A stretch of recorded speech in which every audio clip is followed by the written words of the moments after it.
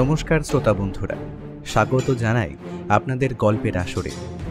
আজ আমরা আপনাদের জন্য নিয়ে হাজির হয়েছি লেখক সুকান্ত দাসের কলমে নিখিলেশ বক্সি সিরিজের একটি রোমহর্ষক থ্রিলার সাসপেন্স, অভিশপ্ত হীরক হত্যাকাণ্ড। তাহলে আর বেশি কথা না বলে শুরু করি আজকের গল্প। আশা করি খুব ভালো লাগবে। আর এই রকম রহস্য রোমাঞ্চ গল্প যদি আরও শুনতে চান তবে কমেন্টে বলতে ভুলবেন না কিন্তু।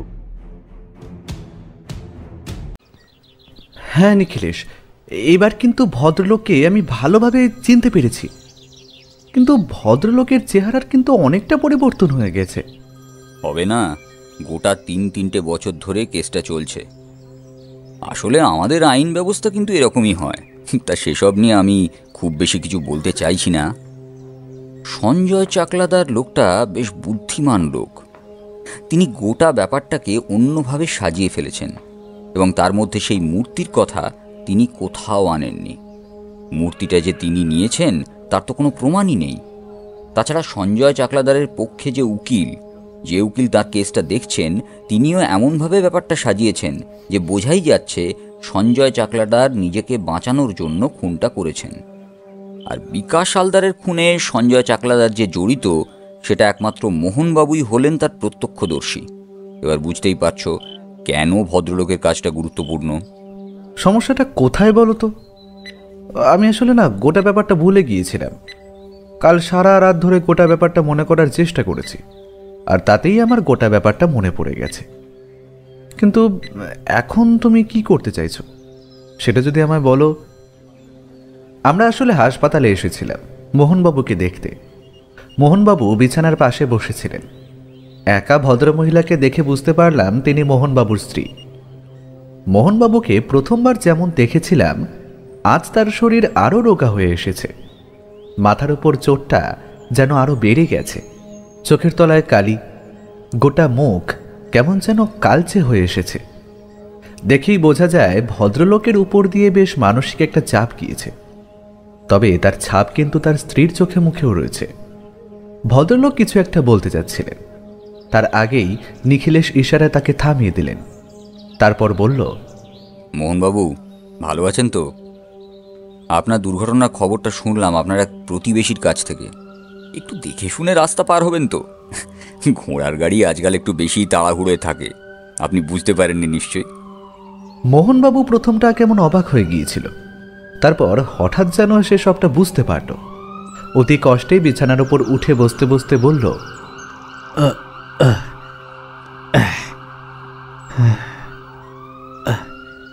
ঠিকই বলেছেন, আমারই ভুল হয়েছে। তা আপনি যখন এসেছেন বড্ড ভালো লাগলো। এখন আগের থেকে একটু ভালোই আছি, তবে তবে পায়ে ভীষণ চোট লেগেছে। ডাক্তার বলেছেন একটা হাড় নাকি ভেঙে গেছে। হাড় ভেঙে গিয়েছে? হ্যাঁ, সে তো সত্যিই খুব দুঃখের কথা। তা আর কি করা যায়, আপনি কয়েকটা দিন বিশ্রাম করুন। এই তো বৌদি রয়েছেন আপনার কাছে, তাহলে তো আর আপনার খুব একটা সমস্যা হওয়ার কথা নয়। এখানকার সব ব্যবস্থা ভালো তো? কোনো অসুবিধে হচ্ছে না তো? প্রথমে আমিও কিন্তু নিখিলেশের কথাগুলো শুনে কেমন অবাক হয়ে গিয়েছিলাম। তারপরে বুঝতে পারলাম আশেপাশে এত লোকজন রয়েছে, এদের মধ্যে যদি অপরাধীদের কেউ থাকে, এটা ভেবে হয়তো নিখিলেশ এখন কিছু বলতে চাইছে না, তাই সেইভাবে কথা ঘুরিয়ে যাচ্ছে। মোহনবাবুর সাথে টুকিটাকি সামান্য কথাবার্তা হলো। দাসবাবু এসেছিলেন, কিন্তু সে আমাদের সঙ্গে মোহনবাবুর কাছে আসেনি। গোটা ব্যাপারটা নিখিলেশ আগে থেকেই পরিকল্পনা করে রেখেছিল।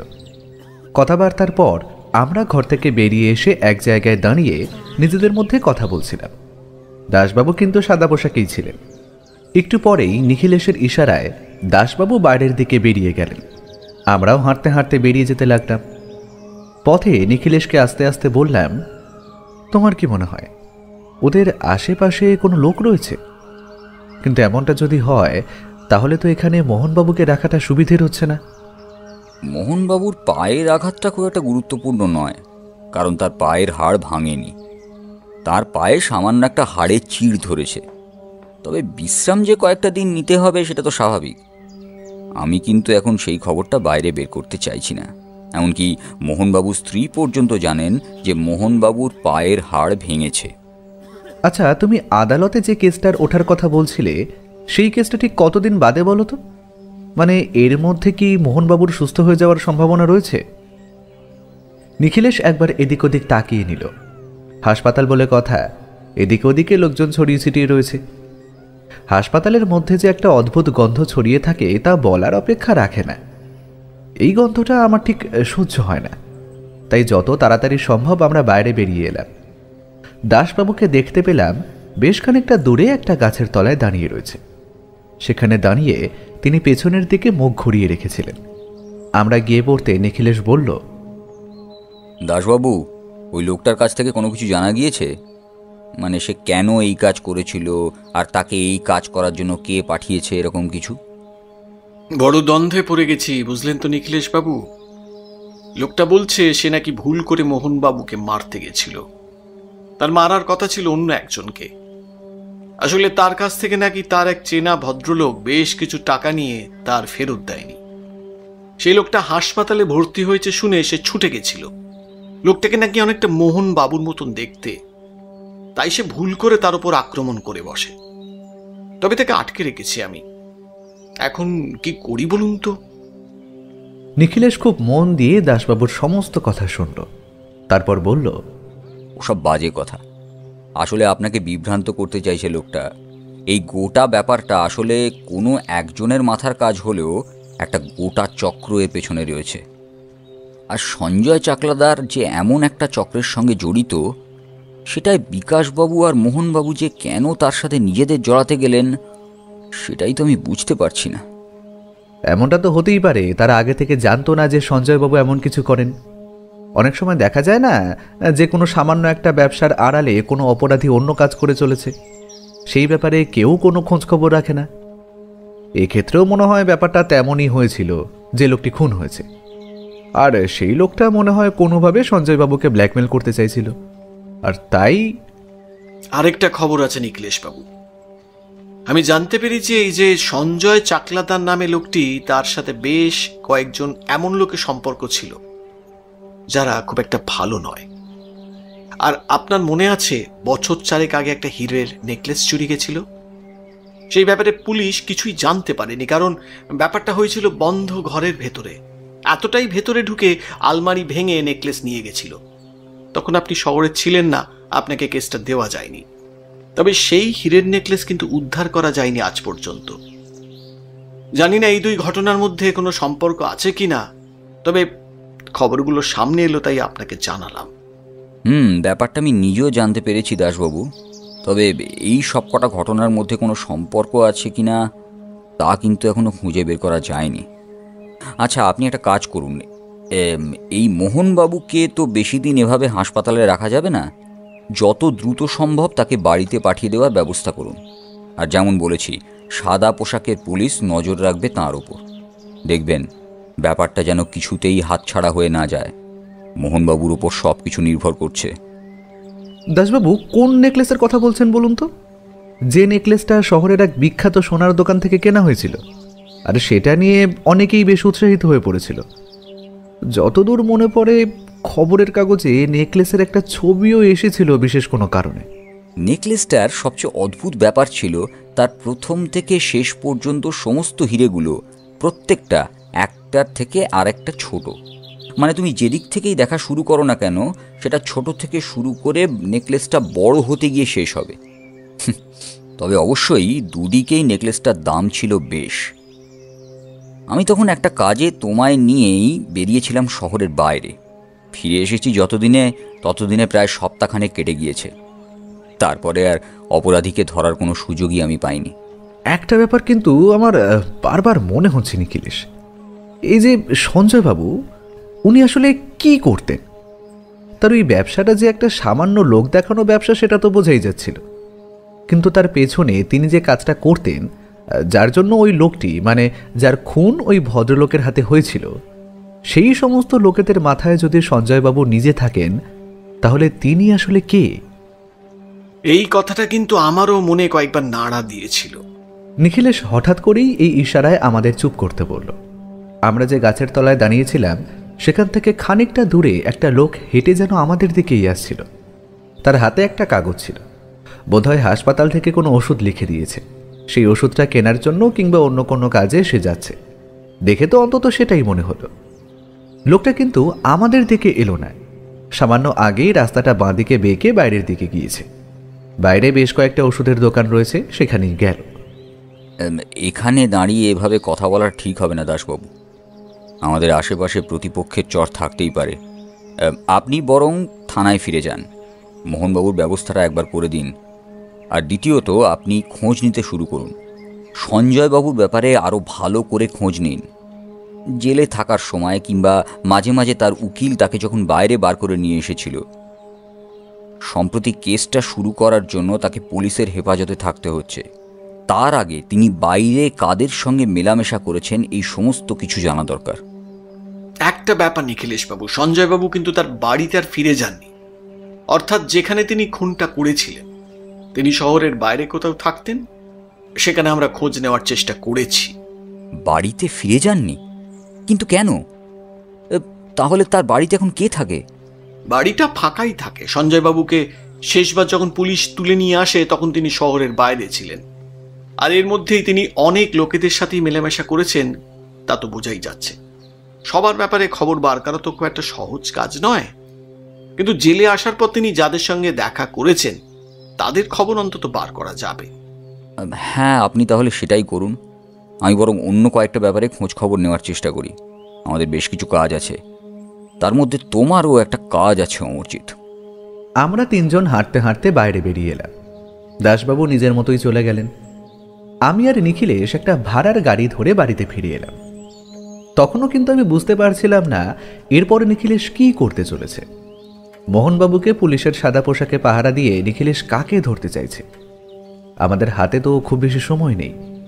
সেই সময়ের মধ্যে মোহনবাবুকে অপরাধীদের হাত থেকে বাঁচিয়ে রাখতে হবে। সঞ্জয়বাবু এখন তো জেলে হেফাজতে রয়েছেন, তাহলে সেখান থেকে তিনি বাইরের সমস্ত কিছু নিয়ন্ত্রণ করছেন কি করে? এমন পাকা মাথার অপরাধী আমরা কিন্তু খুব কমই দেখেছি। সেদিন বাড়ি ফিরে এলাম। বলার মতো তেমন কিছু সেদিন আর ঘটল না। অতি স্বাভাবিকভাবেই নিখিলেশ গোটা দিনটা বাড়িতেই ছিল। সারাদিন সে ঘরে বসে কাগজপত্র আর টেলিফোন নিয়ে ব্যস্ত হয়ে রইল। বারবার টেলিফোনে কারোর সাথে কথা বলতে লাগলো এবং খাতাপত্রে কি যেন লিখতে লাগলো। আমি বুঝতে পারলাম কেসটা নিয়ে ব্যস্ত রয়েছে, তাই আমিও তাকে আর বিব্রত করলাম না। আমি নিজের মতোই মোহনবাবুর কেসটা নিয়ে যে রহস্য উপন্যাসটা লিখেছিলাম সেটাই পড়তে শুরু করলাম, যদি আগের কেসের ব্যাপারে আরও কিছু মনে পড়ে। রাত্রের দিকে খাবার টেবিলে বসে নিখিলেশ কিন্তু কিছুই বলল না। আমি দু একবার এই কথা ও কথা বলে তার কাছে কেসের ব্যাপারে জানতে চাইছিলাম, কিন্তু সে হুঁ হ্যাঁ বলে ব্যাপারটা সরিয়ে দিল। আমি বুঝলাম এখন সে কিছুই বলতে চাইছে না। পরদিন সকালে ঘুম থেকে উঠে নিখিলেশের ঘরের কাছে গিয়ে দেখি দরজা বাইরে থেকে বন্ধ। ব্যাপারটা দেখে একটু অবাক হয়ে বৌঠানের খোঁজ করতে লাগলাম। বৌঠান বলল, সে কি ঠাকুরপো, তুমি জানো না? সে তো কোন সকালে উঠে কোথায় যেন বেরিয়ে গেল। তুমি উঠলে তোমায় ঘরে থাকতে বলল। বেশি সময় লাগবে না, তাড়াতাড়ি চলে আসবে। এর মধ্যে নাকি তার কয়েকটা দরকারি টেলিফোন আসতে পারে, তাই তোমায় টেলিফোনের কাছে থাকতে বলেছে। কি ব্যাপার বলো তো? ওই যে ভদ্রলোকের ব্যাপারে আর নতুন কিছু জানা গেছে? না, আমি তো কিছুই জানি না। তোমার কি মনে হয়? প্লিজ আমায় বলো না। একটা কেসে যখন ঢুকে পড়েছে তখন মুখ বন্ধ করা শুরু হয়ে গেছে। আমি তো কিছুই জানি না। মোহনবাবু হাসপাতাল থেকে বাড়িতে গিয়েছেন কিনা সেটাই তো জানি না। আর যে লোকটাকে নিয়ে সমস্ত সমস্যা, সেই লোকটাকে কিন্তু আমি এখনও একবারও চোখে দেখিনি। বলছিল তো দাসবাবুর সাথে করে নাকি একবার ওই সঞ্জয় নামক ভদ্রলোকের সাথে দেখা করতে যাবে। ও আচ্ছা, তাহলে এই ব্যাপার। ওই লোকটাকে তুমি ভদ্রলোক বলছো? লোকটা যে কত বড় পাকা অপরাধী তা তুমি জানো না বৌঠান। নিখিলেশ যখন বলেছে তাহলে টেলিফোনের কাছাকাছিই থাকি, নাহলে তো কিছুই জানা যাবে না। বৌঠান, তুমি বরং আমায় এক কাপ চা দিয়ে যেও তো। বৌঠানের হাতের এক কাপ চা খেয়ে টেলিফোনের কাছেই বসে রইলাম। টেবিলের উপর খাতা কলমগুলো এলোমেলোভাবে ছড়িয়ে রয়েছে। একবার ইচ্ছে হলো সেগুলো গুছিয়ে রেখে দিই।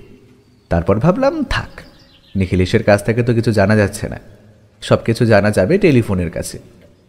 কিন্তু প্রায় দুপুর পর্যন্ত বসে রইলাম, কোনো কিছুই হলো না। একসময় প্রায় অধৈর্য হয়ে নিজের ঘরে চলে যাব ভাবছি, ঠিক তখন টেলিফোনটা এলো। টেলিফোনের কাছে গিয়ে টেলিফোনটা তুলে ধরে বললাম, হ্যালো। অপর প্রান্ত থেকে কিন্তু কোনো কথা শুনতে পেলাম না। হঠাৎ করে এমন একটা অদ্ভুত ভাব আমার মনে এসে জড়ো হলো। অপর প্রান্তে যে টেলিফোন ধরে রয়েছে তার দিক থেকে একটা অদ্ভুত শো শো শব্দ ভেসে আসছে। শুধু তাই নয়, যেন আরও কিসের একটা শব্দ শুনতে পাচ্ছি, কিন্তু লোকটা কথা বলছে না কেন? আমি যে আরও একবার হ্যালো বলবো সেটাও বলতে পারছিলাম না, কারণ বারবার মনে হচ্ছিল অপর প্রান্তের লোকটা যেন আমার কথা শোনার জন্য অপেক্ষা করছে। এসব ক্ষেত্রে নিখিলেশ সবসময় বলে, অপর প্রান্তে যে থাকবে তাকে কথা বলতে দেবে, তুমি প্রথমে কিচ্ছু বলতে যাবে না। তাই আমিও চুপ করেই রইলাম, অপর প্রান্তের লোকটিও চুপ করেই রইল। বেশ কিছুক্ষণ এভাবে চলার পর একটা খট করে শব্দের সাথে সাথে টেলিফোনটাকেও নামিয়ে রাখল। আমি বুঝতে পারলাম যে টেলিফোন করেছিল সে বোধহয় নিখিলেশকে খুঁজছিল।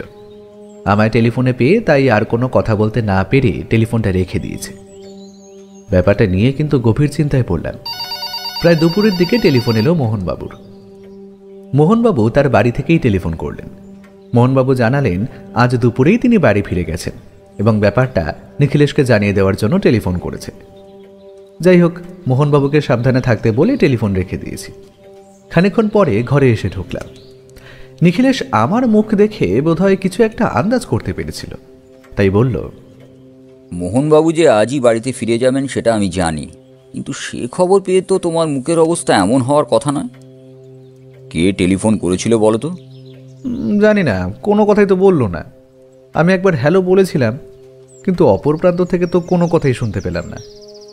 আমার কথা শুনতে শুনতে নিখিলেশের মুখে কেমন যেন একটা চিন্তার ভাঁজ পড়েছিল। হঠাৎ করেই তার মুখটা কেমন যেন হাসিতে বদলে গেল। তারপরে বলল, তার মানে আমাদের কাজটা ঠিকই হয়েছে। নিশ্চয়ই এই সব কিছুর সাথে ওই সঞ্জয় চাকলাদারের বাড়ির কোনো একটা সম্পর্ক আছে। কি ব্যাপার বলো তো? মানে সঞ্জয় চাকলাদারের সাথে এই টেলিফোনের সম্পর্ক কি? ও, তোমায় তো বলা হয়নি। তুমি ভাবতে পারবে না অমরজিৎ, আসলে এই 3টে বছর ধরে সঞ্জয় চাকলাদার কত বড় একটা খেলা চালিয়ে গেছে। যদি মোহনবাবুর উপরে এই আক্রমণটা না হতো তাহলে হয়তো আমরা এদিকে একবারও তাকিয়ে দেখতাম না, কোনো কিছুই জানতে পারতাম না। মোহনবাবুর উপর আক্রমণটা হওয়ার জন্যেই এই সব কিছু আমাদের চোখে পড়ছে। তবে আরও একটা অবাক করার মতো খবর তোমাকে দিই, মোহনবাবুর উপর আক্রমণ করার কথা কিন্তু সঞ্জয়বাবু নিজে এখনো জানেন না। সত্যি বলতে আমার অবাক হওয়ার তখনও বাকি ছিল। চেয়ারের উপর বসে আমি অবাক গলায় বললাম, সে কি কথা? আমি তো এতক্ষণ পর্যন্ত ভেবে চলেছি মোহনবাবুর উপর আক্রমণটা সঞ্জয় চাকলাদার নিজেই করিয়েছেন। আর আমি ভাবলাম তুমি সেই কারণেই জেলে গিয়েছো, ভদ্রলোকের সাথে দেখা করে তাকে জিজ্ঞাসাবাদ করতে। কিন্তু এখন তুমি বলছো মোহনবাবুর উপর আক্রমণের কথা তিনি জানেনই না। নিখিলেশ জামাটা খুলে বিছানার একপাশে রাখতে রাখতে বলল, গোটা কেসটা এমনভাবে ছড়িয়ে আছে অমরজিৎ, এখন তোমাকে আমি কিছুই বলতে পারবো না। আমার আরও কয়েকটা দিন সময় প্রয়োজন। অন্তত গোটা ব্যাপারটা সমাধান না করে আমি এখন আর কিচ্ছু বলতে চাইছি না। যখন তখন কেসটা যে কোনো দিকে ঘুরে যেতে পারে। তুমি বলতে যখন চাইছো না তখন আমি তোমায় বিরক্ত করব না, কিন্তু একটা কথা আমায় বলো, বিকাশবাবুর খুনটা সত্যি সঞ্জয় চাকলাদার করিয়েছিলেন তো, নাকি সেখানে অন্য কোনো ব্যাপার রয়েছে? আর ওই ওই যে বুদ্ধ মূর্তির মাথাটা আমাদের কাছে আছে, তার শরীরটা কার কাছে আছে বলো তো? আর গৌতম বুদ্ধের মাথার ভেতরটা তুমি ভালোভাবে দেখেছিলে, কেমন একটা প্যাঁচের মতন রয়েছে। অর্থাৎ নিশ্চয়ই ওটা দিয়ে কোনো একটা কৌটোর মতন কিছু ঢাকনা খোলা যায়। সেই রহস্যটা কিন্তু এখনো খুঁজে বার করা যায়নি। নিখিলেশ হেসে উঠল, তবে এসে এমনভাবে হাসলো যে আমি এমন একটা কথা বলে ফেলেছি যেটা এই মুহূর্তে বলার মতো নয়। আমি বললাম, কি হলো বলো তো? আমি এতটা হাসির মতো কি বললাম তোমায়? আচ্ছা, দাসবাবু যে কথাটা বলেছিল সেটা কি তুমি ভুলে গেলে? কোন কথাটা বলো তো? ভুলে যখন গেছো তখন থাক, দাঁড়াও জামাটা বদলে নি, কৃষ্ণাকে ডাকি, তারপর তোমায় কয়েকটা কথা বলছি। নিখিলেশ কিন্তু তখন কিছু বলল না। চায়ের কথা বলতেই বৌঠান রেগে উঠল। নিখিলেশ দুপুরের খাবার খেলো বিকেলের দিকে। তারপর খাওয়া দাওয়া সেরে ঘরের বিছানার কাছে এসে সামনে একটা খাতা খুলে বসল। বলল, এইবার আমায় বলো, বিকাশবাবু, মোহনবাবু আর সঞ্জয়বাবু মিলে যে ব্যবসাটা শুরু করেছিলেন সেটা কিসের ব্যবসা ছিল? লোহার একটা দোকান ছিল, মানে লোহা লক্করের ব্যবসা, আর ওই বন্ধকি ব্যবসা ছিল। আর একটা ব্যবসা কিসের ছিল সেই সম্পর্কে ঠিক মনে নেই। আর একটা ব্যবসা ছিল কাঁচা লোহা আমদানি রফতানি করার, আর সেই ব্যবসার বেশিরভাগটাই সামলাতেন সঞ্জয় চাকলাদার। বিকাশবাবু দেখতেন লোহা লক্করের দোকানটা, আর মোহনবাবু দেখতেন বন্ধকি দোকানটা। যদিও সকলেই তাদের ব্যবসা বদলে নিয়ে দেখতেন যাতে সবাই সব সম্পর্কে অবগত থাকতে পারেন, তবুও লোহা লক্করের আমদানি রপ্তানির দিকটা কিন্তু সঞ্জয় বাবুই বেশি দেখতেন। কিন্তু হঠাৎ করে তুমি এই প্রশ্নটা করছো কেন? দেখো অমরজিৎ, এই সঞ্জয় চাকলাদারের পক্ষে আমদানি রফতানির মাধ্যমে আরও অন্য কোনো রকম ব্যবসা করার সুযোগ কিন্তু ছিল বেশি। আমি আর দাসবাবু এই দুটো দিন ধরে ওই তিনজনের ব্যাপারে সমস্ত খোঁজখবর নিয়েছি। মোহনবাবুর পক্ষে ওই বন্ধকি কারবারের বাইরে তেমন কোনো কাজ করার দরকার পড়তো না। বিকাশবাবুর ক্ষেত্রে অনেকটা তেমনটাই ছিল। এর মধ্যে সমস্ত সুযোগ ছিল সঞ্জয় চাকলাদারের। ওই যে দলটার কথা তুমি সেদিন বলেছিলে, এই দলটার সাথে সঞ্জয় চাকলাদারের কিসের সম্পর্ক, আর সেই সম্পর্কটা আসলে এখান থেকেই শুরু হচ্ছে। আমার মনে হয় ওই আমদানি রপ্তানি ব্যবসার আড়ালে তারা এমন কিছু একটা করত যেটা সোজা পথে নয়। কিন্তু হঠাৎ সঞ্জয় চাকলাদার বিকাশবাবুকে খুন করাতে গেলেন কেন? যদিও তিনি নিজে খুনটা করেননি, তবে তুমি বলেছিলে যে লোকটা সঞ্জয় চাকলাদারের হাতে খুন হয়েছে, সে ওই খুনটা করেছিল। তাহলে তারা তিনজন যখন ব্যবসা করত, তাহলে এমনটা হলো কেন? আমার মনে হয় এই সব কিছুর মধ্যে রয়েছে ওই সোনার মতো রং করা বুদ্ধ মূর্তিটা। আর ওই বুদ্ধ মূর্তিটা যে বন্ধক রাখতে এসেছিল, তাকেও একবার খুঁজে বের করা প্রয়োজন। তাকে খুঁজে বের করতে পারলে গোটা ব্যাপারটা আর একটু সহজ হবে আমাদের কাছে। আচ্ছা, আর একটা প্রশ্ন, বিকাশ হালদারের উপর যখন আক্রমণ হলো, তাকে খুন করা হলো, অথচ মোহনবাবুর উপর যখন আক্রমণ হলো তাকে অপরাধী কিছুই করল না। বিকাশ হালদারের পোস্টমর্টম রিপোর্টেও জানা গিয়েছে তার কাঁধের কাছে ভারী কিছু দিয়ে আঘাত করা হয়েছিল, ঠিক যেমনটা মোহনবাবুর ক্ষেত্রে করা হয়েছিল। তার মানে দুজনের ক্ষেত্রেই অপরাধী একই, যারা ওদের দুজনের উপর আক্রমণ করেছে। সেখানেই তো সমস্যা অমরজিৎ। একজনকে খুন করা হলো, অথচ অপরজনকে এত সহজে ছেড়ে দেওয়া হলো কেন? আমার মনে হয় নিশ্চয়ই বিকাশ হালদার এমন কিছু জানতো যেটা মোহনবাবু জানতো না, আর তাতে সঞ্জয় চক্লাদারের কোনো সমস্যা হওয়ার কথা। সেই কারণে বিকাশ হালদারকে সরিয়ে দেওয়া হয়েছে।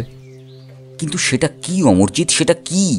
আর সঞ্জয় চাকলাদার এতবার ছাড়া পেয়েও তার বাড়িতে ফিরে গেলেন না কেন? তার পেছনে কি কারণ রয়েছে? আর একটা কথা নিখিলেশ, ওই যে লোকটা খুন হয়েছিল সে কিন্তু বারবার কোনো একটা কিছু খুঁজে চলেছিল। সেটা কি? সেটা কি ওই বুদ্ধ মূর্তিটা? নিখিলেশ কিন্তু এবার কোনো কথা বলল না, যেন নিজের মনে শকতোক্তি করে চলল। বিকাশ হালদারের পরিবারের কেউ ছিল না, তেমনি সঞ্জয় চাকলাদার অনেক আগে একবার বিয়ে করেছিলেন, তবে তার স্ত্রীর সঙ্গে তার সম্পর্কটা ভালোভাবে টেকেনি। একমাত্র মোহনবাবু বিবাহিত। মোহনবাবু কি ওই খুনের প্রত্যক্ষদর্শী হওয়া ছাড়াও এমন কিছু জানেন যেটা এই কেসে খুব গুরুত্বপূর্ণ? আচ্ছা, ওই মূর্তির মাথাটা তিনি দিয়ে গিয়েছিলেন, সেটা আমি কোথায় রেখেছিলাম মনে আছে? আমি অনেকক্ষণ ধরে মনে করার চেষ্টা করলাম, কিন্তু আজ থেকে প্রায় 3 বছর আগে ব্যাপারটা ঘটেছিল, তাই সেটা কোথায় আছে তা মনে পড়ল না। বললাম, আমার মনে হয় সেটা তুমি যেদিন মোহনবাবুর বাড়িতে গিয়েছিলে সেদিনে তাকে ফেরত দিয়ে দিয়েছ। আমারও সেটাই মনে হচ্ছিল, কিন্তু মূর্তির মাথাটা যদি তার কাছে থাকে তাহলে বাকি মূর্তিটা গেল কোথায়? মাথাটা তো ভদ্রলোক বন্ধকি ঘরে দেরাজের তলা থেকে পেয়েছিলেন, তাই না? সেই দেরাজটা একবার ভালো করে খুঁজে দেখতে হবে। এরপর নিখিলেশ নিজের মতোই কাগজে কিসব যেন লিখে চলল, আমায় কিছুই বলল না। আমি চুপ করে বসে অপেক্ষা করতে লাগলাম নিখিলেশের কথা বলার জন্য। একটু পরেই নিখিলেশ উঠে গিয়ে টেলিফোনে দাসবাবুকে ধরলেন, তারপর বলল, দাসবাবু, এই বিকাশবাবু, মোহনবাবু এবং সঞ্জয়বাবুর যে বন্ধকি ব্যবসাটা ছিল, হ্যাঁ, সেই দোকানটাই আপনাকে একবার যেতে হবে। হ্যাঁ, সেখানে শুনুন, সেখানে ওদের একটা দেরাজ আছে। এই দেরাজটা একবার খুঁজে দেখতে হবে সেখানে কিছু পাওয়া যায় কিনা। হ্যাঁ, আমার মনে হয় সেখান থেকে কিছু একটা পাওয়া গেলেও যেতে পারে, যদি না এর মধ্যে সঞ্জয় চাকলাদার সেখানে গিয়ে থাকেন। অপর প্রান্ত থেকে দাসবাবু কি বললেন সেটা আমি শুনতে পেলাম না, তবে নিখিলেশ টেলিফোন রাখার পরে বলল, ওই দেরাজটা অমরজিৎ, ওই দেরাজে নিশ্চয়ই কিছু একটা আছে। ওই দেরাজে যদি কিছু থাকতো তাহলে সেটা তো মোহনবাবু নিজেই দেখতে পেতেন। এই কেসটা শুরু হওয়ার পরে যখন সঞ্জয় চাকলাদারকে গ্রেপ্তার করা হয়, তারপরেও তো মোহনবাবু ওই দোকানটায় বসেছেন। এমনকি আমি যতদূর জানি দোকানটা তো তিনিই চালাতেন। না অমরজিৎ, না, আমার কেমন যেন মনে হচ্ছে ওখানে কিছু একটা আছে। সঞ্জয়বাবু যেটা লুকিয়ে রাখতে চেয়েছিলেন সেটা যদি তিনি তার বাড়িতে রাখতেন তাহলে তিনি নিশ্চয়ই সেখানে ফিরে যেতেন। একবার হলেও তিনি সেখানে যাননি, তার মানে সেটা সেখানে নেই। দোকানে আসার মতো সুযোগটা হয়তো তিনি পাননি, কারণ দোকানটা চালাতেন মোহনবাবু। সেখানে ঢুকতে গেলে তার দরজা ভেঙে ঢুকতে হবে, সেক্ষেত্রে ধরা পড়ার সম্ভাবনাটা বেশি। একবার মোহনবাবুকে নিয়ে ওই দোকানে যেতে হবে। আমাদের তো তাকে নিয়ে যাওয়া সম্ভব নয়, তার কাছ থেকে অন্তত চাবিটা জোগাড় করে আমাদের যেতেই হবে। নিখিলেশ যে দোকানে ঢোকার জন্য এবং কেসটা দেখার জন্য এত উৎসাহিত কেন হয়ে পড়ছিল সেটা আমি বুঝতে পারছিলাম না। তবে সে যখন কিছু একটা ভেবেছে নিশ্চয়ই তার পেছনে কোনো কারণ রয়েছে, তাই আমি সেসব নিয়ে আর তাকে কিছু বললাম না। শেষমেশ নিখিলেশ আমায় তার পরিকল্পনার সামান্যটুকু জানালো। মোহনবাবু এবং তার বাড়ির উপরে সাদা পোশাকের পুলিশের নজর রয়েছে। মোহনবাবু কেসটা হাতে পাওয়ার পর থেকে, অর্থাৎ আজ থেকে প্রায় 3 বছর আগে থেকেই মোহনবাবুর সেই বন্ধকের দোকানের আশেপাশে কয়েকজনের সাথে কথাবার্তা বলে সেই জায়গার উপর একটা সামান্য নজর রাখার ব্যবস্থা ওরা করেই রেখেছিল। কারণ সঞ্জয়বাবুর কেসটা যতদিন না শেষ হবে ততদিন পর্যন্ত ওই দোকানে আসা যাওয়া সবার একটা ধারণা পুলিশ এবং নিখিলেশ নিজেও রাখতে চেয়েছিল। তবে এই সব কিছুর মধ্যে একবারও কিন্তু সঞ্জয় চাকলাদারকে ওই দোকানের কাছে যেতে দেখা যায়নি। তবে নিখিলেশের অনুমান অপরাধীদের দলের কেউ না কেউ দোকানের আশেপাশে বেশ কয়েকবার গিয়েছে এবং তাদের মধ্যে কেউ কেউ দোকানেও গিয়েছে। মোহনবাবুর পক্ষে তাদের সবাইকে জানা সম্ভব নয়। মোহনবাবুর কথায় যেই লোকটা ওই মূর্তিটা নিতে তার কাছে এসেছিল সেই লোকটা কিন্তু এর পরেও 2বার তার কাছে এসেছিল। মোহনবাবু যতবারই তাকে বলেছে মূর্তিটা তিনি খুঁজে পাননি, ততবার সে কিন্তু আগের মতো হম্বিতম্বি না করেই ফিরে গিয়েছে এবং মোহনবাবুকে একরকম অনুরোধ করে গেছে সেই মূর্তির জন্য। তবে ওই দোকানের কাছে ছাড়া মোহনবাবু আর তাকে কোথাও দেখেনি। আরও একটা ব্যাপার নিখিলেশ আমায় জানালো, সেটা হলো সঞ্জয়বাবু নাকি আদালতে বলেছেন বিকাশবাবুকে যে খুন করেছে সেই লোকটার সাথে তার একটা কথা কাটাকাটি হয়েছিল। তারপর একদিন রাতের বেলা সেই লোকটাই তাকে বন্দি করে ওই বাড়িতে রেখেছিল, তার নিজের বাড়িতে, কারণ সে বাড়িতে সে একাই থাকত।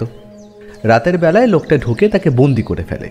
পরদিন সকালে যখন লোকটার সাথে তার হাতাহাতি শুরু হয় ঠিক তখনই মোহনবাবু সেখানে গিয়ে পড়েছিলেন, আর হাতাহাতিতে কোনোভাবে ছুরিটা গিয়ে পড়ে লোকটার গলায়, তাতেই তার মৃত্যু হয়। এমনবাবু সেই ব্যাপারটাকে ভুলেই ভেবে নিয়েছেন, কিন্তু মোহনবাবু এক বাক্যে বলেছেন তিনি দেখেছেন যে সঞ্জয়বাবুকে ওই লোকটার গলায় ছুরি বসাতে। এখন মোহনবাবু এবং সঞ্জয়বাবু দুজনের বক্তব্যকে একইভাবে রাখলে সঞ্জয়বাবু যে আত্মরক্ষার জন্য কাজটা করেছেন সেটা আদালত মেনে নিতে বাধ্য হতে পারে, আর তেমনটা হলে সঞ্জয়বাবু কিন্তু ছাড়া পেয়ে যাবেন। আর সবথেকে বড় হলো সেই সোনার জল করা গৌতম বুদ্ধের মূর্তির শরীরের বাকি অংশটা কোথায় গেল সেটা কেউ জানে না। ওই লোকটি সেদিন সঞ্জয়বাবুকেই মূর্তির কথা জিজ্ঞাসা করেছিল নাকি অন্য কিছু, আর যদি সেটাই হয় তাহলে সঞ্জয়বাবু বলেছিলেন তিনি ওই বাড়িতে সেটা রেখেছেন, অথচ সেটা বাড়ির কোথাও নেই। গোটা ব্যাপারটা নিয়ে নিখিলেশ আর আমি দুজনেই এমনভাবে ঘেঁটেছিলাম যে কোনো একটা সমাধানে আসতে পারছিলাম না। তবে এর পরদিন আমাদের জন্য যেটা অপেক্ষা করছিল সেটার জন্য সত্যি বলতে আমরা নিজেরাই অপেক্ষা করছিলাম না। পরের দিন সকাল 10টা নাগাদ নিজের ঘরে বসে রয়েছি, এমন সময় রামদয়াল এসে খবর দিল নিখিলেশের ঘরে একজন ভদ্রলোক এসেছে। নিখিলেশ তার ঘরে যেতে বলেছে। আমি নিখিলেশের ঘরে যেতে দেখতে পেলাম একজন অচেনা ভদ্রলোক নিখিলেশের ঘরে উল্টো দিকের চেয়ারে বসে রয়েছে। আমি গিয়ে ঢুকতেই নিখিলেশ বলল, সমৃদ্ধবাবু, এই যে অমরজিৎ এসে গেছে। এইবার আপনি আপনার কথাটা বলুন। আসলে এই গোটা কেসটা আমি আর অমরজিৎ দুজনে মিলেই তো তদন্ত করছি, তাই ওরও জানা দরকার। আপনি বলুন। ও, তার আগে পরিচয় করিয়ে দিই। অমরজিৎ, ইনি হলেন ওই যে মোহনবাবুর যে বন্ধকি ব্যবসাটা রয়েছে, সেই ব্যবসার একজন অংশীদার বলতে পারো।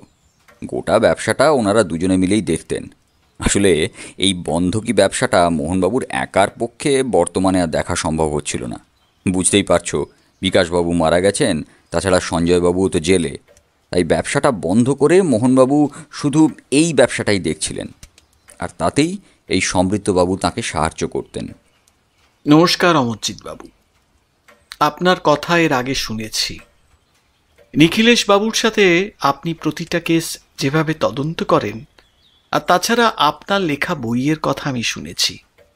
তবে ক্ষমা করবেন, বইপত্র আমার খুব একটা পড়া হয় না। আসলে বুঝতেই পারছেন, ব্যবসার কাজে সবসময় ব্যস্ত থাকতে হয়। এবার আপনি যেটা বলতে এসেছিলেন সেটা যদি বলেন সমৃদ্ধবাবু। যতদূর মনে পড়ছে দিনটি অনেক আগের কথা। মোহনবাবু হাসপাতালে ভর্তি হয়েছিলেন, আর তারপর তো দোকান আমি একাই দেখছিলাম। তার দিন তিনেক আগে একদিন দোকানে বসে রয়েছি, এমন সময় এক ভদ্রলোক এসে উপস্থিত হলো। ভদ্রলোককে দেখে আমার খুব একটা ভালো লাগলো না। ভদ্রলোক এসে জানালো এখানে তার একটা বুদ্ধ মূর্তি রয়েছে। তা আমি খাতাপত্র দেখে বুঝলাম সত্যি তার একটা বুদ্ধ মূর্তি এখানে থাকার কথা। তবে সেটা আজ থেকে অনেক বছর আগে এখানে জমা পড়েছে। আসলে আমাদের খাতাপত্র আপনারা না দেখলে বুঝতে পারবেন না, যে সমস্ত জিনিস বন্ধকি রাখার পরে আবার ছাড়িয়ে নেওয়া হয়, সেই সমস্ত জিনিসের নাম আমরা একটা আলাদা খাতায় লিখে রাখি। যে সমস্ত জিনিস ফেরত দেওয়া হয়নি, সেই সমস্ত জিনিস কত সালে জমা দেওয়া হয়েছে এবং কে জমা দিয়েছে, সেভাবে একটা খাতায় তালিকা তৈরি করা থাকে। 10 বছর আগেও যদি এই দোকানটা চালু থাকতো এবং কোনো জিনিস যদি ফেরত দেওয়া না হতো, তাহলে সেটাও খুঁজে পেতে আমার খুব বেশি সময় লাগতো না। তার বর্ণনা শুনে খুঁজতে খুঁজতে বুঝতে পারলাম আজ থেকে প্রায় 3 বছর আগে একটা সোনার বুদ্ধ মূর্তি এখানে রাখা হয়েছিল। ভদ্রলোকের নামের সাথে খাতায় লেখা নাম মিলিয়ে নিতেই বুঝলাম, হ্যাঁ, এখানেই ছিল। কিন্তু চাবি দিয়ে দেরাজ খুলে বুদ্ধ মূর্তি খুঁজে পেলাম না। একটু অবাক লাগলো। খাতায় তো লেখা রয়েছে, তাহলে মূর্তিটা এখানেই থাকবে। ভদ্রলোক জানালেন তিনি নাকি এর আগেও কয়েকবার এসেছিলেন, কিন্তু বুদ্ধ মূর্তিটা খুঁজে পাওয়া যায়নি। তখন আমি তাকে পরে আসতে বললাম। মোহনবাবু হাসপাতালে আছেন, তিনি ফিরলে তারপর না হয় তাকে বুদ্ধ মূর্তিটা ফিরিয়ে দেওয়ার ব্যাপারে কথা বলবো মোহনবাবুর সাথে। মোহনবাবু হাসপাতালে আছেন শুনে কিন্তু ভদ্রলোক কেমন যেন একটু অবাক হয়ে গেলেন। বেশ কিছুক্ষণ কি যেন চিন্তা করলেন, তারপর বললেন ভদ্রলোক নাকি মোহনবাবুর বেশ পরিচিত। ওই বুদ্ধ মূর্তিটা আসলে মোহনবাবু কোথায় রেখেছেন সেটা তিনি জানেন, আর তাই সে জায়গাটা তিনি আমাকে বলে দিলে যদি আমি মূর্তিটা ফেরত দিই, তাহলে তিনি সেটা বলে দিতে পারেন। পরে প্রয়োজন হলে আমি মোহনবাবুর সাথে কথা বলে নিতে পারি। লোকটা আপনাকে এই কথাটা বলল, কিন্তু আপনি তার কাছে জানতে চাইলেন না যে যদি এমনটাই হয়, তাহলে আজ থেকে 3 বছর আগেকার খাতায় আপনার সেই সোনার মূর্তিটার কথা লেখা রয়েছে কেন? ঠিক এই কথাটাই আমি বলেছিলাম নিখিলেশ বাবুকে। তাতে লোকটা বলল ওটা লেখা আছে, তাতে কোনো অসুবিধে নেই। আমি তাকে একবার সেই মূর্তিটা এনে দিলেই সে একবার মূর্তিটা দেখে আমায় ফেরত দিয়ে দেবে। আচ্ছা, ভদ্রলোক নিজেই যদি মূর্তিটা বন্ধক রেখে যায়, তাহলে তিনি মূর্তিটা দেখেই আবার ফেরত দিয়ে দেবে কেন? এমন কি দেখার মতো আছে সেই মূর্তিটায়? আচ্ছা, তারপর আপনি কি করলেন? ভদ্রলোকের কথা আমি অবাক হয়ে গেছিলাম, কিন্তু আমার কেমন যেন সন্দেহ হলো। তাই বললাম মূর্তিটা কোথায় আছে সেটা সে আমায় বললে আমি এনে দেব। আর তারপর আপনি তাকে মূর্তিটা এনে দিলেন না, তাই তো? সমৃদ্ধবাবু অবাক হয়ে নিখিলেশের দিকে তাকিয়ে বলল, আপনি কি করে জানলেন নিখিলেশ বাবু? কারণ ওই মূর্তিটা যদি আপনি একবার ওই ভদ্রলোককে দিয়ে দিতেন তাহলে ওই মূর্তিটা কিছুতেই সে ফেরত দিত না। আর যদি আপনি সেটাই করতেন তাহলে আপনি আমার কাছে আসতেন না। তাই আমার মনে হয় আপনি কাজটা করেননি, ব্যাপারটা অদ্ভুত দেখে আপনি আমার কাছে এসেছেন। একদম তাই নিখিলেশ বাবু। এবার আপনি বলুন তো আমি কি করব? মোহনবাবুর শরীরটা ভালো না, আর তাছাড়া তাকে গিয়ে এই সমস্ত জিজ্ঞাসা করাও যায় না। কেসের ব্যাপারে অনেক কিছু শুনেছি, কিন্তু কেমন যেন মনে হচ্ছে এই মুহূর্তে তার সাথে যে সবকিছু জড়িয়ে রয়েছে, তাই আমি আপনার কাছে এলাম। মূর্তিটা খুঁজে পেয়েছিলেন কি? হ্যাঁ, খুঁজে পেয়েছিলাম নিখিলেশ বাবু। আর সেটা খুঁজে পাওয়ার পরে সেটার ভেতর থেকে যা খুঁজে পেয়েছি তাতে কিন্তু আমার গোটা শরীর ঠান্ডা হয়ে আসতে শুরু করেছে। আজ থেকে প্রায় 3 বছর আগে একটা চুরির কথা মনে আছে? মনে আছে সমৃদ্ধবাবু, কিন্তু আপনি ব্যাপারটা কি করে জানলেন বলুন তো? সে সময় এই ব্যাপারটা নিয়ে বেশ হইচই হয়েছিল, তাই আমি জানতে পেরেছিলাম।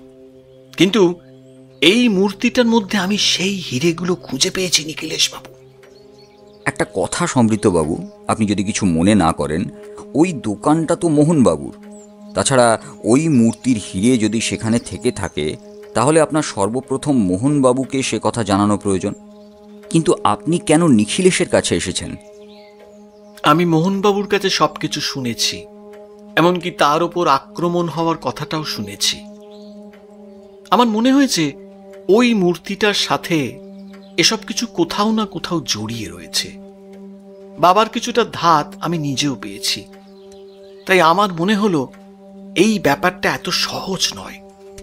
আমি আগেই জানতে পেরেছিলাম আপনি এই গোটা কেসটা দেখছেন, কারণ দোকানের আশেপাশে বেশ কিছু মানুষকে আমি ঘোরাফেরা করতে দেখেছি। তারা যে দোকানের ওপর নজর রাখছে সেটাও আমি জানি। মোহনবাবুকে আমি এসব বলতাম না, তিনি বলতেন এটা হবেই, একটু সাবধানে থাকলেই হলো, দোকানের ভেতরে যেন কেউ ঢুকে আসতে না পারে। কিন্তু মোহনবাবু যে আমাদের বলেছিল দোকানের উপর খুব বেশি কেউ আর নজর রাখছে না। তবে সমৃদ্ধবাবু, দোকানের উপর নজর রাখা লোকেদের মধ্যে কিন্তু পুলিশের লোক এবং আমার লোকও রয়েছে। সেটা আমি আন্দাজ করেছিলাম। আর এই গোটা ব্যাপারটা নিয়ে আমি প্রথমে আমার বাবার সাথেই কথা বলি। বাবা বলেছিল এখানে মোহনবাবুকে কিংবা সোজাসুজি পুলিশের কাছে গেলে আমার বিপদ বাড়তে পারে, তাতে তারা আমায় সন্দেহ করতে পারে। তাই ব্যাপারটা আপনাকে খুলে বলা দরকার। আপনি আমার বাবাকে চেনেন হয়তো। বাবা একটা কেসে আপনার সাহায্য পেয়েছিল, তাই বাবা আপনার কাছে আসতে বলল। বেশ সমৃদ্ধবাবু, আশা করি আপনি সেই মূর্তিটার হিরেগুলো এখানে নিয়ে আসেননি, সেটা দোকানেই অন্য কোনো জায়গায় সরিয়ে রেখেছেন। সমৃদ্ধবাবু মাথা নাড়ালেন, তারপর বললেন, মোহনবাবু এখন দোকানে আসতে পারবেন বলে আমার মনে হয় না, কিন্তু তিনি যখন আসবেন তখন তো ব্যাপারটা দেখতে পেয়ে আমায় সন্দেহ করবেন। তাহলে আমি এখন কি করি বলুন তো? আপনি যখন এতটা ভরসা করে আমাকে গোটা ব্যাপারটা বলতে পেরেছেন তাহলে আর একটা কাজ করুন। আপনি বরং ওই মূর্তির ভেতর থেকে হিরেগুলো বার করে নিয়ে তারপর সেই মূর্তিটা যেখানে আছে সেখানেই রেখে দিন। আপনাকে আর বেশি কিছু করতে হবে না। মোহনবাবু যদি আপনাকে কিছু জিজ্ঞাসা করে তাহলে বলবেন আপনি এসব ব্যাপারে কিছুই জানেন না। আর ওই লোকটি যে আপনার কাছে এসে আপনাকে মূর্তির ব্যাপারে বলেছিল সে কথাও তাকে বলবার দরকার নেই। বেশ নিখিলেশ বাবু, আপনি যখন বলছেন তাহলে সেটাই হোক।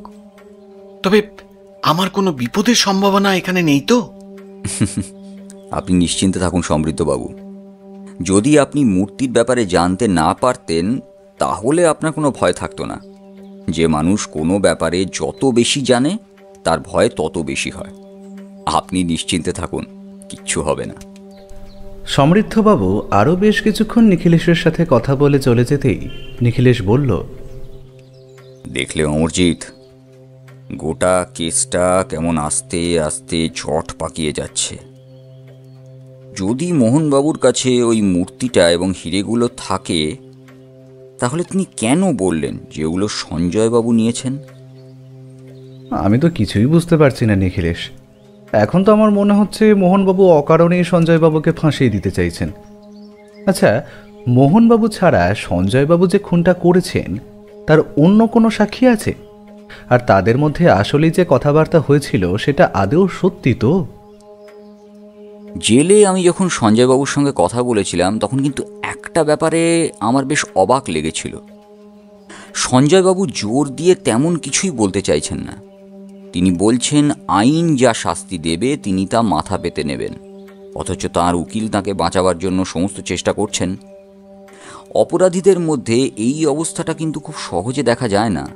তারা হয়তো নিজের অপরাধ পুরোপুরি অস্বীকার করে, আর না হলে স্বীকার করে। কিন্তু এখানে ব্যাপারটাই কেমন যেন একটা জটিল হয়ে পড়ছে। বিকাশবাবু, মোহনবাবু, সঞ্জয়বাবু, এই তিনজনের মধ্যে আসল অপরাধী কে, আসল চোর কে, তার কিছুই বোঝা যাচ্ছে না। আর যদি সেটাই হয় তাহলে সঞ্জয়বাবু কেন বললেন যে জিনিসটা ওই লোকটা খুঁজছে? সেটা তার বাড়িতেই তো আছে। অমরজি, তুমি ভুলে যাচ্ছ সঞ্জয়বাবু যে কথাটা বলেছেন সেটা মোহনবাবু আমাদের বলেছেন। আমরা তো নিজে কানে শুনিনি। তিনি মিথ্যে বলতে পারেন, কিন্তু সঞ্জয়বাবু চুপ করে আছেন কেন? তাহলে কি সত্যিই খুনটা তিনি করেছেন? নিখিলেশের দিকে তাকিয়ে বুঝতে পারছিলাম যে সে ভেতরে ভেতরে এই জটিল কেসটা নিয়ে ঘেঁটে চলেছে, কিন্তু বাইরে তা প্রকাশ করতে দিচ্ছে না। আমি কিন্তু আর কিছুই ভাবতে পারছিলাম না, তাই বললাম, ধুর, কিছুই মাথায় আসছে না। নিখিলেশ হঠাৎ চেয়ার ছেড়ে উঠে দাঁড়ালো, তারপরে বলল, চলো অমরজিৎ, বাইরে থেকে একটু খোলা হাওয়ায় ঘুরে আসি, তাহলে যদি মাথাটা কাজে লাগানো যায়। এখানে বসে থেকে এভাবে কিছু বেরোবে না, বুঝলে? নিখিলেশের কথায় আমি অবাক হলেও আমরা দুজনে কিন্তু একটু পরেই বেরিয়ে পড়লাম বাইরে। এই ঘটনার প্রায় দিন তিনেক পরে এই কেসের সমস্যার সমাধানটা যে এইভাবে হবে সেটা আমি নিজেও বুঝতে পারিনি। সেদিন বাইরে নিখিলেশ আর আমি যখন রাস্তায় এদিক ওদিক হেঁটে চলেছি, হঠাৎ করেই দেখতে পেলাম একজন লোক আমাদের উপর নজর রাখছে।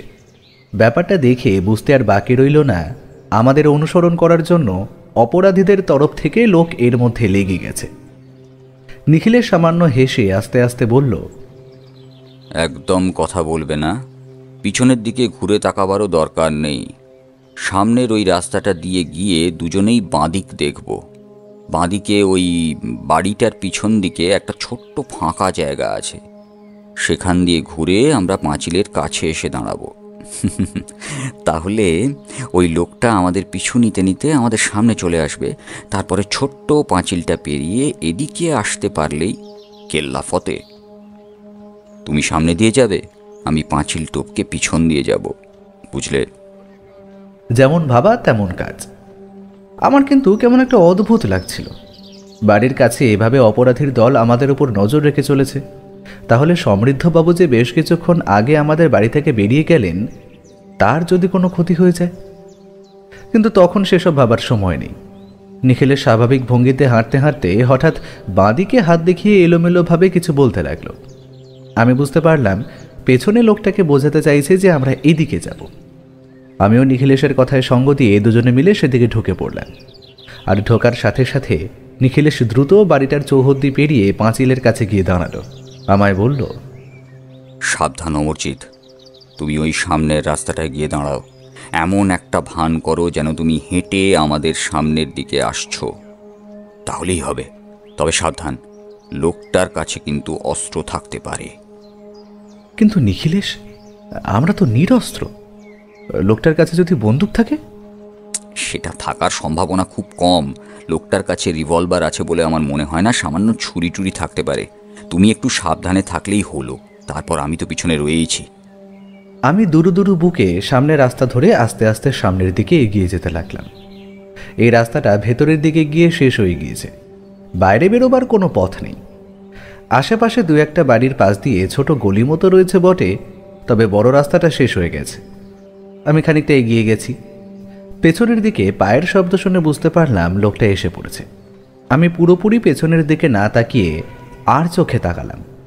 আর ঠিক তখনই দেখতে পেলাম লোকটা গলির মুখে ঢুকেছে, আর ঠিক তার পেছনে এসে উপস্থিত হয়েছে নিখিলেশ। আমি পেছনের দিকে ঘুরে তাকাতে লোকটা যেন কিছু বুঝতে পারল, চকিতে কোমরে হাত দিয়ে পেছনের দিকে ঘুরল, কোমর থেকে বোধহয় ছুরিটা বার করার চেষ্টা করছিল। কিন্তু তার আগে নিখিলেশের হাতের একটা রদ্দা এসে পড়ল তার ঘাড়ে। লোকটা দুহাতে কাঁধ চেপে মাটিতে বসে পড়ল, তার হাত থেকে ছুরিটা কোথায় যেন ছিটকে গেল। নিখিলেশ বলল, তাড়াতাড়ি অমরজিৎ, তাড়াতাড়ি ছুরিটা তুলে নাও। এবার বল তো, বল তোকে কে পাঠিয়েছে? লোকটা তখনও ঘাড়ের কাছে হাত দিয়ে যন্ত্রণায় যেন গোংড়াচ্ছে, কিন্তু নিখিলেশ তার দিকে এগিয়ে গিয়ে তার জামা ধরে টেনে তাকে তুলে দাঁড় করালো। তারপর বলল, সত্যি করে বল তোকে কে পাঠিয়েছে। যদি সত্যি কথা না বলিস তাহলে কিন্তু তোর কপালে দুঃখ রয়েছে। লোকটা দুটো হাত মুখের সামনে এনে কাঁদো কাঁদো গলায় বলল, আমায় মারবেন না স্যার, আমায় মারবেন না। আমি বলছি ওই সঞ্জয় চাকলাদার আমায় পাঠিয়েছে। হ্যাঁ, কিন্তু কি কারণে আমার কাছে পাঠিয়েছে? আমার উপর নজর রেখে তুই কি খুঁজে বার করতে চাইছিলি? আপনার উপর নজর রাখতে বলেছিল, আপনি কোথায় যান, কি করেন, এইগুলো খুঁজতে বলেছিল। এর থেকে বেশি আমি আর কিছু জানি না। সত্যি বলছিস তো? তোকে সঞ্জয় বাবুই পাঠিয়েছিল, অন্য কেউ পাঠায়নি তো? আর তুই এটা জানতে আসিসনি তো যে ওই মূর্তির ব্যাপারে আমরা কিছু খুঁজে পেয়েছি কিনা? কথাটা শুনে তার মুখটা কেমন যেন হয়ে গেল। নিখিলেশ আমার দিকে ঘুরে কিছু একটা বলতে যাবে, তার আগেই লোকটা হাত ছাড়িয়ে দৌড় দিল সামনের দিকে। আমরাও দৌড়তে লাগলাম তাদের পেছন, কিন্তু বড় রাস্তায় পড়ে লোকটা কোন দিকে যে ভিড়ের মধ্যে মিশে গেল তা বোঝা গেল না।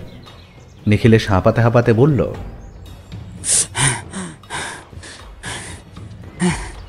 আর একটু সচেতন থাকা দরকার ছিল অমরজিৎ, লোকটা হাতে এসেও পালিয়ে গেল। কিন্তু সঞ্জয় চাকলাদার আমার উপর নজর রাখার জন্য ওকে পাঠাতে যাবে কেন সেটাই তো বুঝতে পারছি না। যদি সঞ্জয় চাকলাদার পাঠায় তাহলে ওকে তো মোহনবাবুর ওপর নজর রাখতে পাঠাবে। তোমার কি মনে হয় অন্য কেউ ওকে পাঠিয়েছে আমাদের উপর নজর রাখতে? ভেবেছিলাম বাইরে বেরিয়ে মাথাটা ঠান্ডা হওয়া একটু পরিষ্কার হবে, কিন্তু বাইরে বেরিয়ে তো দেখছি আরো জট পাকিয়ে গেল মাথাটা। অমরজিৎ, এখন একটা পুরো দিন আমাকে বিশ্রাম নিতে হবে। নিখিলেশের বিশ্রাম আসলে কি জিনিস তা আমি ভালোভাবেই জানি। নিখিলেশ যখন কোনো কেস নিয়ে খুব গভীরভাবে চিন্তাভাবনা করে তখন প্রায় গোটা একটা দিন সে তার ঘরেই থাকে, শুধু খাওয়ার সময় আর স্নানের সময় ছাড়া বাইরে আসে না। সে সময় তাকে বিরক্ত করার কোনো নিয়ম নেই। মাঝে মাঝে রামদয়াল গিয়ে তার ঘরে চা এবং টুকিটাকি খাবার দিয়ে আসে, এমনকি বৌঠান পর্যন্ত সে সময় তার ঘরে যায় না। গোটা দিন আমি একরকমভাবে কাটিয়ে দিলাম।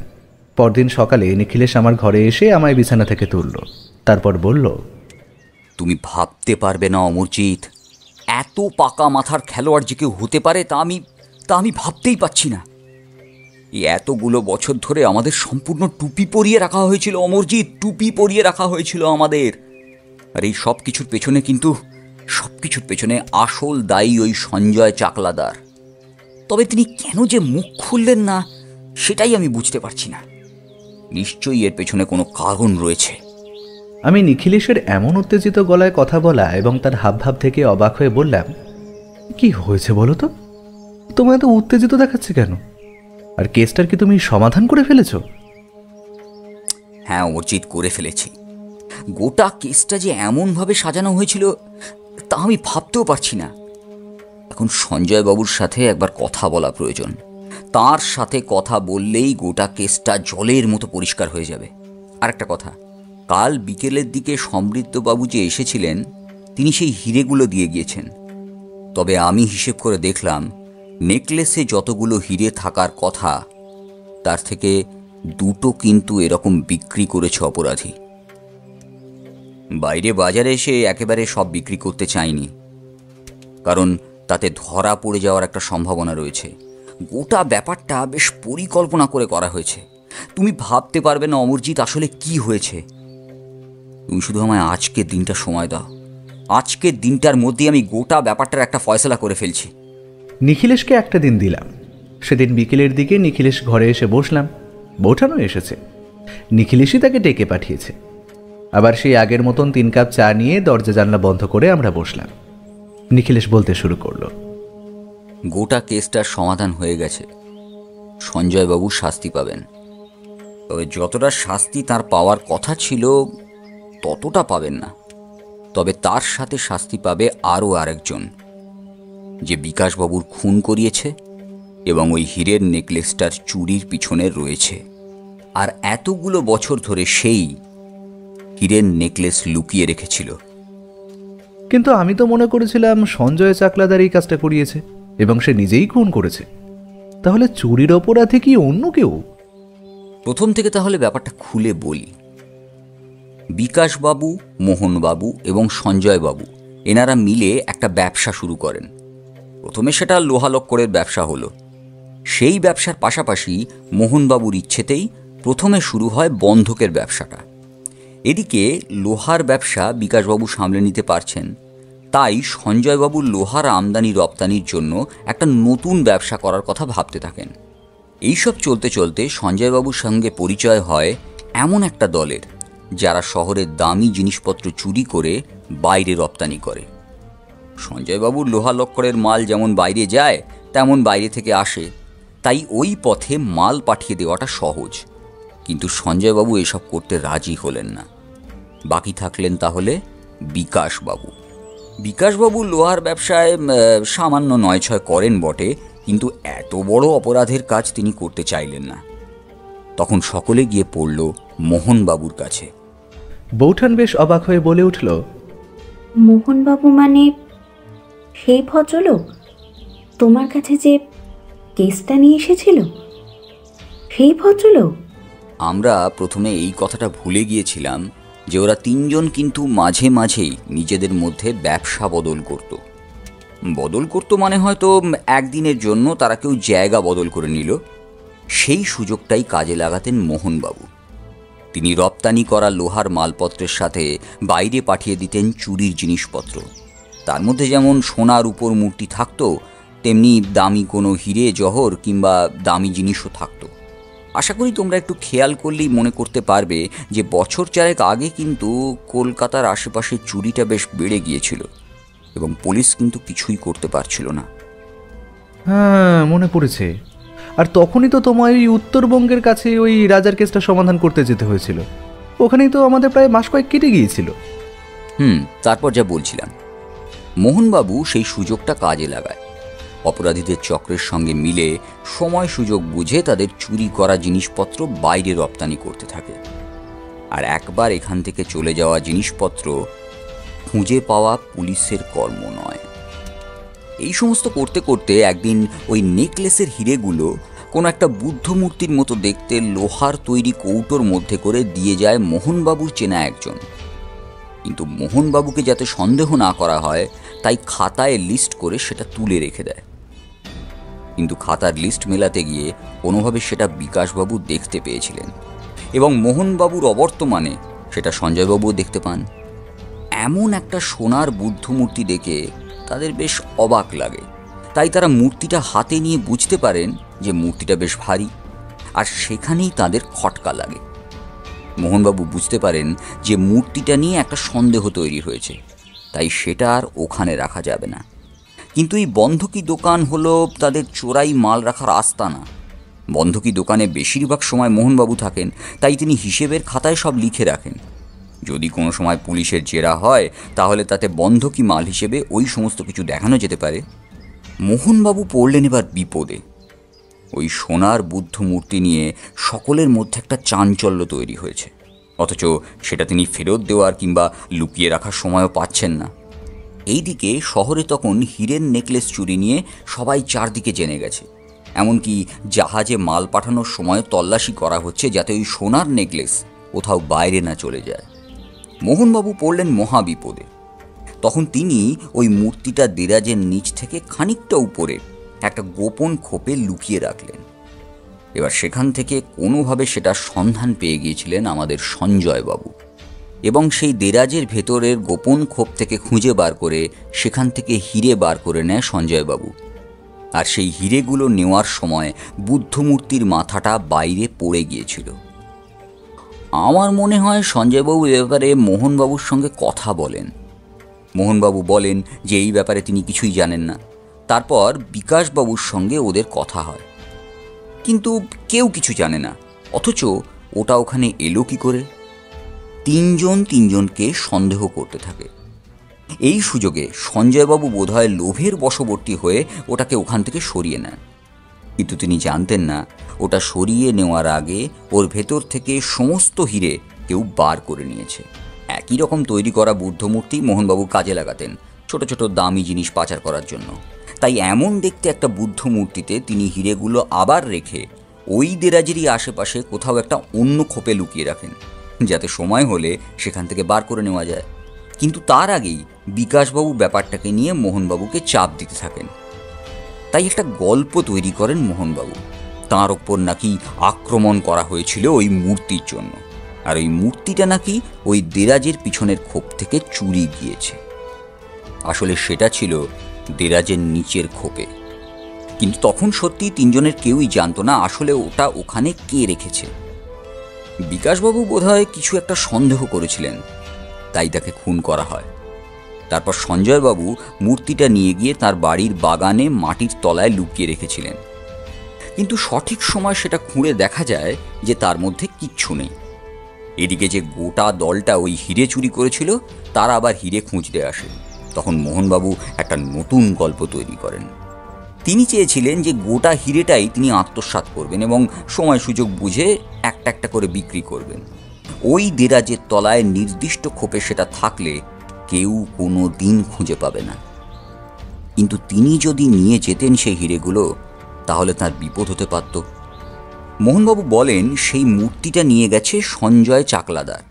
এদিকে সঞ্জয়বাবু তার মধ্যে বাইরে কোনো একটা কাজে গিয়েছিলেন। ফিরে আসার পর তিনি এই অপরাধের খবর পান। আমার মনে হয় সেদিন ওই যে লোকটি সঞ্জয়বাবুর হাতে খুন হয়, সেই লোকটি নিজেই ডেকেছিল মোহনবাবুকে।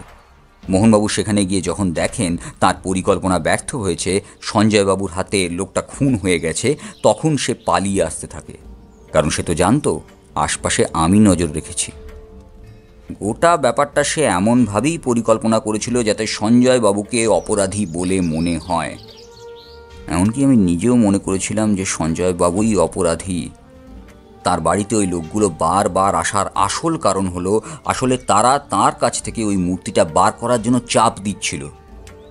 তারপরে তো সঞ্জয়বাবু গ্রেফতার হন এবং মোহনবাবু তখন বলেন যে মূর্তিটা চুরি করেছে সঞ্জয়বাবু। কিন্তু কেসটায় মোহনবাবু জেতার খুব কম সম্ভাবনা ছিল, কারণ সঞ্জয়বাবু জানিয়ে দিয়েছিলেন তিনি নিজেকে বাঁচানোর জন্য খুন করেছেন। তাই হঠাৎ করে এখন কেস শুরু হওয়ার মাস দুয়েক আগে যখন মোহনবাবুর দুর্ঘটনা ঘটে, তখন সেটা পুলিশের চোখে মনে হয় একটা চক্রান্ত। আর ঠিক তখনই সেই সুযোগটা মোহনবাবু কাজে লাগান। কিন্তু সেই হিরেগুলো তো তোমার কাছে রয়েছে, আর ওই বুদ্ধ মূর্তিটার সন্ধান তাহলে সমৃদ্ধবাবু কি করে পেলেন? যে লোকটি মূর্তিটা নিয়ে আসতো সে মূর্তিটার ভেতর থেকে সঠিক সময় দুটো হিরে বার করে বিক্রি করে দিয়েছিল। সে হয়তো ভেবেছিল যে সমৃদ্ধবাবু এইসবের সঙ্গে পরিচিত, কারণ মোহনবাবুই তাকে কাজে রেখেছেন। তাই মোহনবাবুর অবর্তমানে সে সেখান থেকে একটা হিরে বার করে নিতে চায়। সে হয়তো ভেবেছিল যে সমৃদ্ধবাবু মোহনবাবুকে এ কথা যদি বলেনও তাতে মোহনবাবু কিছুই মনে করবেন না, কারণ এই লোকটি ছিলেন নতুন লোক যাকে মোহনবাবু হিরে বিক্রির জন্য কাজে লাগাচ্ছিলেন। অথচ সমৃদ্ধবাবুর সামনে হিরে বার না করলেই হলো। কিন্তু সমৃদ্ধবাবু ব্যাপারটা বুঝতে পারেন, কারণ তিনি আগেই বলেছেন তার বাবা পুলিশ অফিসার। ছোট থেকেই তিনি এই সমস্ত ব্যাপার নিয়ে একটু কৌতূহলী স্বভাবের। যদি তিনি ব্যাপারটা না দেখতেন তাহলে হয়তো আমরা এখনও ভাবতাম সঞ্জয়বাবুই অপরাধী।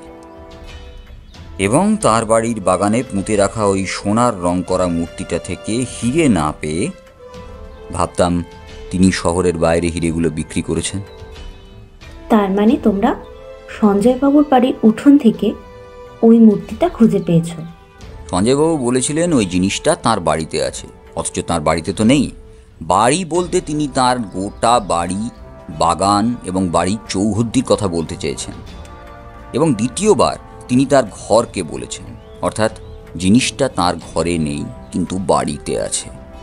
তার মানে সেটা জমিতে কোথাও, তার জমির এক পাশে ছোট বাগানের মধ্যে রয়েছে। তারপর বাকি কাজটা দাসবাবু করেছেন এবং তার কনস্টেবলরা। সেই মূর্তিটারও কিন্তু মাথা ছিল না, একটা লাল কাপড়ে সেটাকে জড়িয়ে রাখা হয়েছিল। এবার কি করবে? এবার আমার আর কিছুই করার নেই, যা করবে পুলিশ আর আদালত। সঞ্জয়বাবুর শাস্তিটা কমে আসবে, কারণ তিনি ওই আত্মরক্ষার জন্য খুন করেছেন এবং কোনো কিছুই তো তিনি জানতেন না। মোহনবাবুর শাস্তি হবে চোরের সাহায্য করার জন্য এবং চোরাই মাল পাচার করার জন্য। তার পায়ের আঘাত কিন্তু ততটা গুরুতর নয়। আমার মনে হয় জেরার মুখে পড়লে সঞ্জয়বাবু সঠিক জবানবন্দি দিলে মোহনবাবু শাস্তি পাবেন। এবার বাকিটা নির্ভর করছে আইন এবং আদালতের ওপর। আমার কাজ এখানেই শেষ। একটা দীর্ঘশ্বাস ফেলে নিখিলেশ দুটো হাত চেয়ারে মাথার পেছনের দিকে এলিয়ে দিল। তারপর চোখটা বন্ধ করে বলল, ভাগ্যিস সমৃদ্ধবাবু হিরেগুলো খুঁজে পেয়েছিলেন, না হলে যে কি হতো। আমিও ভাবলাম সত্যি যে তাহলে কি হতো তা জানি না। মোহনবাবু হয়তো একটু একটু করে সমস্ত হিরেগুলো বিক্রি করে দিতেন। তাছাড়া একবার মোহনবাবুর কথায় কথায় বলেছিল মোহনবাবুর ব্যবসা নাকি ভালো চলছিল না। তারপরেও তার বাড়ি ঘর আর তার উন্নতি দেখে আমি একটু অবাক হয়েও ছিলাম। তবে এখন সব সত্যিটাই জলের মতো সহজ হয়ে বেরিয়ে এলো।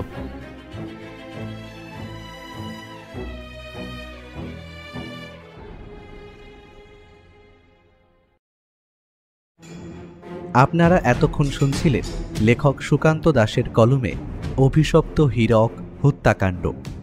তাহলে কেমন লাগলো আমাদের আজকের নিবেদন? কমেন্টে জানাতে ভুলবেন না কিন্তু। আর প্রতি সপ্তাহে দারুণ দারুণ সব গল্প শুনতে চ্যানেলটি সাবস্ক্রাইব করে পাশে থাকতে ভুলবেন না কিন্তু। অসংখ্য ধন্যবাদ।